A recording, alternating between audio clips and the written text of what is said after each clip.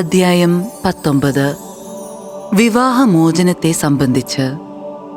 ഈ വാക്കുകൾ അവസാനിപ്പിച്ച ശേഷം യേശു ഗലീലി വിട്ട് ജോർദാന് അക്കരെ യൂദയായുടെ അതിർത്തിയിലെത്തി.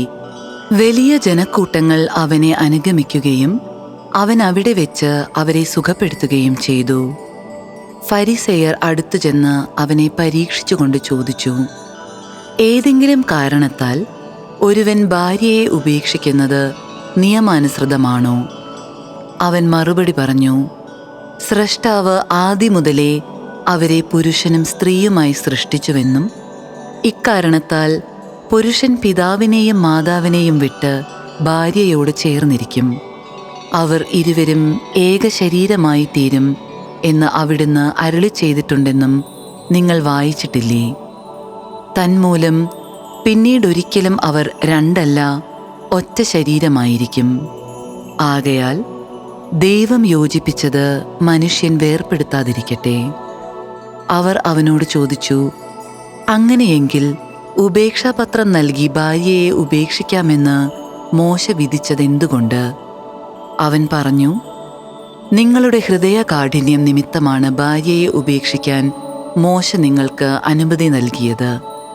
ആദ്യം മുതലേ അങ്ങനെ ആയിരുന്നില്ല. എന്നാൽ ഞാൻ നിങ്ങളോട് പറയുന്നു, പരസംഗം മൂലം അല്ലാതെ മറ്റേതെങ്കിലും കാരണത്താൽ ഭാര്യയെ ഉപേക്ഷിച്ച് മറ്റൊരുവളെ വിവാഹം ചെയ്യുന്നവൻ വ്യഭിചാരം ചെയ്യുന്നു. ശിഷ്യന്മാർ അവനോട് പറഞ്ഞു, ഭാര്യ ഭർതൃബന്ധം ഇത്തരത്തിലുള്ളതെങ്കിൽ വിവാഹം ചെയ്യാതിരിക്കുന്നതാണല്ലോ ഭേദം. അവൻ പറഞ്ഞു, കൃപ ലഭിച്ചവരല്ലാതെ മറ്റാരും ഈ ഉപദേശം ഗ്രഹിക്കുന്നില്ല. എന്തെന്നാൽ ഷണ്ഡരായി ജനിക്കുന്നവരുണ്ട്, മനുഷ്യരാൽ ഷണ്ഡരാക്കപ്പെടുന്നവരുണ്ട്. സ്വർഗരാജ്യത്തെ പ്രതി തങ്ങളെ തന്നെ ഷണ്ഡരാക്കുന്നവരുണ്ട്.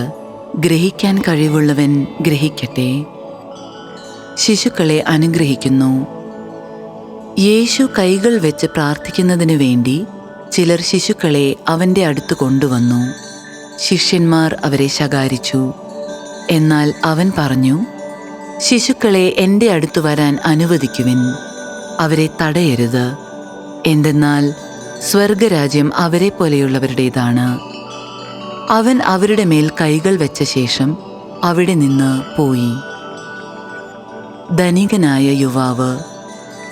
ഒരാൾ അവനെ സമീപിച്ച് ചോദിച്ചു, ഗുരു, നിത്യജീവൻ പ്രാപിക്കാൻ ഞാൻ എന്തു നന്മയാണ് പ്രവർത്തിക്കേണ്ടത്?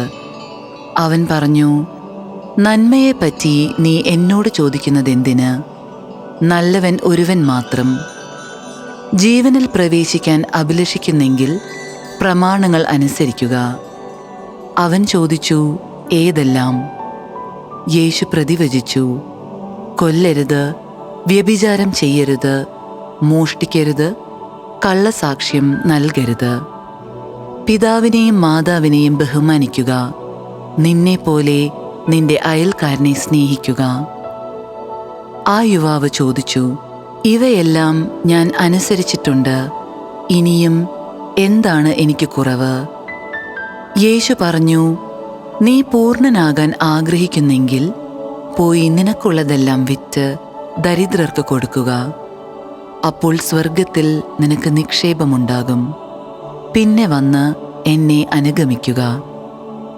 ഈ വചനം കേട്ട് ആ യുവാവ് സങ്കടത്തോടെ തിരിച്ചുപോയി. അവന് വളരെയേറെ സമ്പത്തുണ്ടായിരുന്നു. യേശു ശിഷ്യന്മാരോട് അരുളി ചെയ്തു, സത്യമായി ഞാൻ നിങ്ങളോട് പറയുന്നു, ധനവാന് സ്വർഗരാജ്യത്തിൽ പ്രവേശിക്കുക ദുഷ്കരമാണ്. വീണ്ടും ഞാൻ നിങ്ങളോട് പറയുന്നു, ധനവാൻ സ്വർഗരാജ്യത്തിൽ പ്രവേശിക്കുന്നതിനേക്കാൾ എളുപ്പം ഒട്ടകം സൂചിക്കുഴയിലൂടെ കടക്കുന്നതാണ്. ശിഷ്യന്മാർ ഇത് കേട്ട് വിസ്മയഭരിതരായി അവനോട് ചോദിച്ചു, അങ്ങനെയെങ്കിൽ രക്ഷപ്പെടാൻ ആർക്ക് സാധിക്കും? യേശു അവരെ നോക്കി പറഞ്ഞു, മനുഷ്യർക്ക് ഇത് അസാധ്യമാണ്, എന്നാൽ ദൈവത്തിന് എല്ലാം സാധ്യമാണ്. അപ്പോൾ പത്രോസ് പറഞ്ഞു, ഇതാ, ഞങ്ങളെല്ലാം ഉപേക്ഷിച്ച് നിന്നെ അനുഗമിച്ചിരിക്കുന്നു, ഞങ്ങൾക്കെന്താണ് ലഭിക്കുക?